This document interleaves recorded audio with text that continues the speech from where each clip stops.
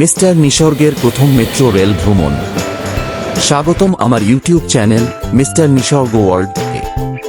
আজ আমি আপনাদের শোনাব মিস্টার নিসর্গের ঢাকা মেট্রো রেল ভ্রমণের প্রথম অভিজ্ঞতার গল্প। ঈদের ছুটিতে মিস্টার নিসর্গ তার বাবা মায়ের সঙ্গে প্রথমবারের মতো মেট্রো রেলে চড়তে গিয়েছিল। এটাই ছিল তার জীবনের প্রথম ট্রেন ভ্রমণ, তাই সে ছিল ভীষণ উত্তেজিত। বহুদিন ধরেই সে এই ভ্রমণের অপেক্ষায় ছিল। তারা প্রথমে যায় ফার্মগেট মেট্রো স্টেশনে। সেখান থেকে মতিঝিল পর্যন্ত 3টি টিকিট কেটে ট্রেনে উঠে পড়ে। পথে তারা পার হয় কাওরান বাজার, শাহবাগ, ঢাকা বিশ্ববিদ্যালয় এবং বাংলাদেশ সচিবালয় স্টেশন। জানালা দিয়ে বাইরে তাকিয়ে নিসর্গের চোখে মুখে ছিল আনন্দের ঝিলিক। মতিঝিলে পৌঁছে নিসর্গের খুশি যেন আটকে রাখা যাচ্ছিল না। এরপর তারা ফেরত আসে ঢাকা বিশ্ববিদ্যালয় স্টেশনে।